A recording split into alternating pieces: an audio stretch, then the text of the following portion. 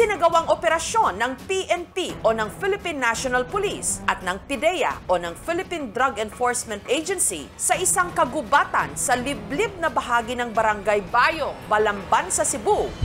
Ito ang kanilang nadiskubre.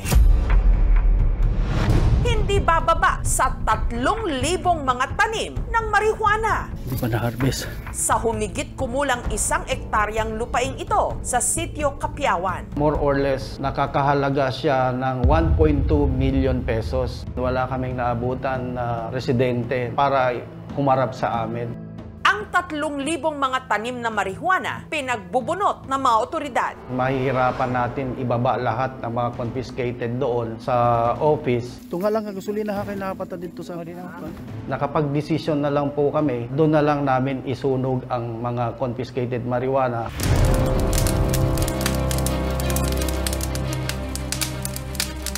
Tingnan nyo yung kabila, baka marami pa doon.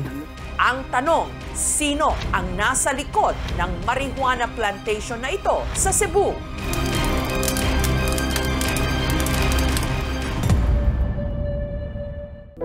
Nito lang Hunyo nung nagsimulang magmanman ang PNP Balamban sa taniman matapos silang makatanggap ng tip. According sa ating informant, ito po ay isang alleged marijuana cultivation doon mismo sa area nila.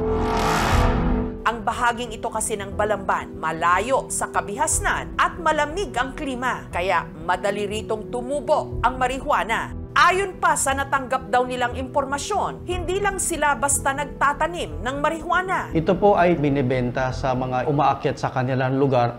Bagay na madalas na raw noong napapansin ng residenteng si Leslie, hindi niya tunay na pangalan. Atong Hulyo ay mga bagong sakyan sa akong pananaw, mga agi sa mua. Matingahan sad ba kay na mga agi sa pag-uwas sa mga pananaw. Posible sad, buyer to sila. Huwag ka ng marijuana. Sirado mang sakyan di man mga naong. Para makumpirma ang tip na natanggap ng mga pulis, kumuha sila ng asset. Si Edgar, hindi niya tunay na pangalan. I-contact niya itong tao, mga kagrupo sa namo, nga naa diha kung nandapita. Mga kailan naman niya ng mga tanong, kay nadaghan naman may makapagan. Nakasway gimi ana og tanong sa una. Sa gagmay pa mi. Pero nagbago na raw si Edgar. Medyo kontra mo yung balaod, kay gagmay pa mami itong mga panahon na. Gibiyaan na wala mi mo utrong tanong. Para hindi mahuli, naglagay pa raw si Edgar ng mga halaman sa kanyang damit. Kamang mi dito sa libon, kay pwede man libon na sa mga lisod mo kaya mo agian. Pag nakakita na may katundaan, amo na ito yung gisubay tundaan na. Dito yun ang plantasyon sa ubos. Nung nalaman ang lahat ng ito, agad ikinasa ang operasyon. Sa paggalugad ng mga otoridad sa ilalim ng pugon o lutuan ng kopra na ito, meron pa silang nakita mga sako na ang laman, mga pinatuyong ibinibentang marijuana na tinatayang nasa 40,000 pesos ang halaga. 1 kilo ang isang niyan? 25,000. Meron kaming nakita mga iilang marijuana sa kanilang kabahayan, isang indikasyon na sila ay gumagamit din. Ang PNP meron ng 2 suspect. Ang nabalitaan namin ay nagtatago na. Ang hinaharap nilang kaso ngayon ay Section 16, Article 2 ng Republic Act 9165. Regarding sa marijuana, kung 500 grams pataas, yan na yung parusa na life imprisonment o 40 years of imprisonment, and maaari din siya magbayad ng fine na 500,000 pesos up to 10 million. Ayon sa pamunuan ng Barangay Bayong na siyang nakakasakop sa taniman ng marijuana, ang mga suspect, posible raw mga dayo o mga hindi taga rito. Tungod sa gidakon gud sa among barangay, dili ginamo ma-cert ang tanan jud nga area namo sa Barangay Bayong. Sa patuloy na pag-iimbestiga ng aming team, napag-alamang bukod sa taniman ng marijuana sa Barangay Bayong, may isa pang marijuana farm na isinumbong sa mga operatiba sa katabi lang nitong barangay.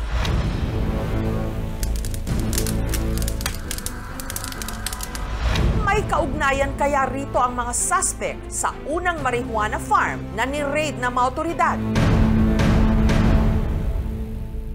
Ang cannabis sativa o marijuana, halaman na may psychoactive properties. Maaring makaapekto sa pag-iisip at pakiramdam ng gagamit nito. Sa mahigit 40 bansa sa mundo, legal na ang paggamit ng marijuana. Ayon kasi sa ilang pag-aaral, may benepisyo ito sa medisina bilang mabisang pampakalma, lalo na sa mga may seizure katulad ng epilepsy. Meron dalawang substances ang medical cannabis, yung THC, yung tetrahydrocannabinol, tsaka isang cannabidiol. So yung THC kasi merong psychoactive property, meaning pwede niya tayong tulungan in terms of neuron transmission, yung parang feeling of wellness. Yung isa naman, yung cannabidiol, wala itong psychoactive agent, pero nakakatulong daw ito in terms of yung transfer ng mga neurons or neurotransmitter sa ating brain para matulungan ng mga sakit.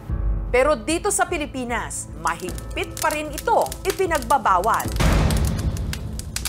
Ngunit ang batas na ito maaring mabago. Kamakailan lang kasi ipinasa na sa Kongreso sa third and final reading ang House Bill 10439 na nagpapahintulot sa paggamit ng medical marijuana o medical cannabis para sa ilang kwalipikadong pasyente. Magkakaroon ng medical cannabis office kung saan sila lang ang magsasabi o magdedetermine ano-ano yung mga accredited or licensed na hospital, clinic, laboratory na maaaring makakuha yung mga qualified patient through their qualified or authorized physicians. Bagay na sinigundahan ng grupo na nagsusulong sa legalisasyon ng marijuana bilang isang gamot. Nakakatulong din po ito sa mga pasyente na merong cancer, especially nakakatulong yung nahirapan silang matulog. It helps for good sleep sa mga merong pong mga insomnia and then may problema sa appetite. Si Mildred, hindi nito tunay na pangalan. Pabor na maisabatas dito sa Pilipinas ang paggamit ng medical marijuana. Ito raw kasi ang 9 na taon nang nagbibigay ginhawa sa sakit ng kanyang anak na na-diagnose ng Lennox-Gastaut syndrome, isang hindi pangkaraniwang klase ng childhood epilepsy. Meron din itong focal cortical dysplasia, isa namang congenital abnormality sa utak. Dahilan kung bakit halos minuminuto itong nagsi-seizure. Severe ho yung seizure niya. Every minuto ho, 2 beses ina-atake siya. Andiyan yung head drop, yung nagtitwitching, nagtitremor. Pagkasabi sa akin na anytime pwede siyang mawala. Ewan ko.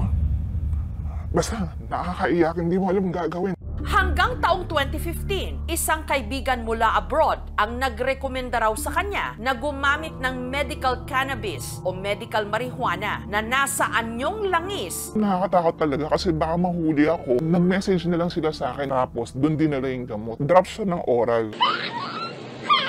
At di umano, naibsan nito ang paghihirap ng kanyang anak. Nag-magic. Hindi ko alam kung paano nangyari. Ang ganda ng resulta sa anak ko. Yung 2 drops pa lang ang binigay ko, nakita ko na agad yung resulta after an hour lang.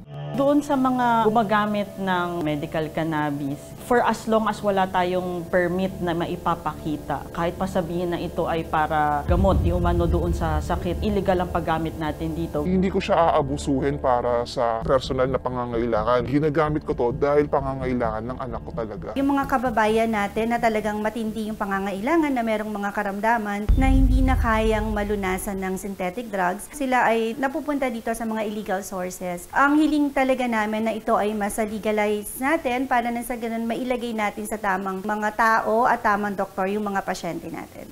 Ngunit ang PMA o ang Philippine Medical Association nababahala na baka maabuso kung sakaling maging legal ang paggamit ng marijuana sa bansa at maging daan pa ito upang gamitin ng iba bilang recreational drug.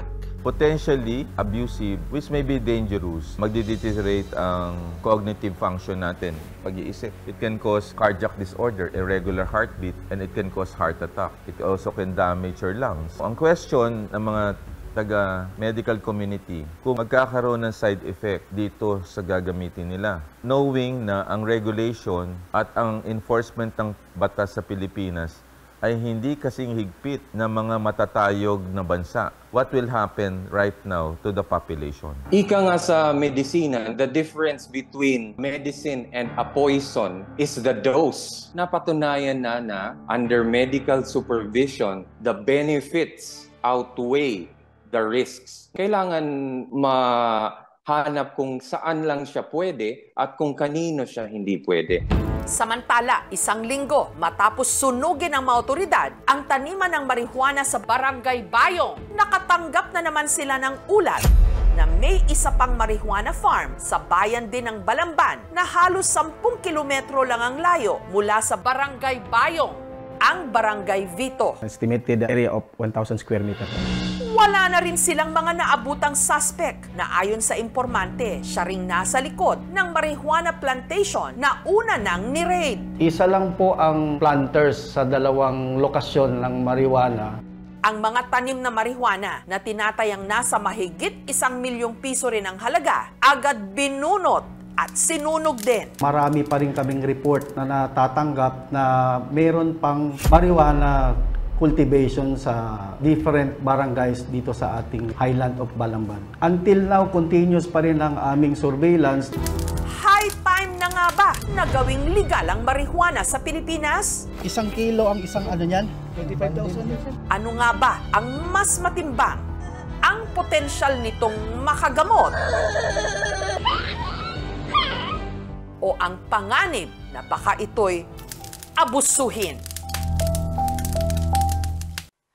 Thank you for watching, mga kapuso. Kung nagustuhan niyo po ang videong ito, subscribe na sa GMA Public Affairs YouTube channel. And don't forget to hit the bell button for our latest updates.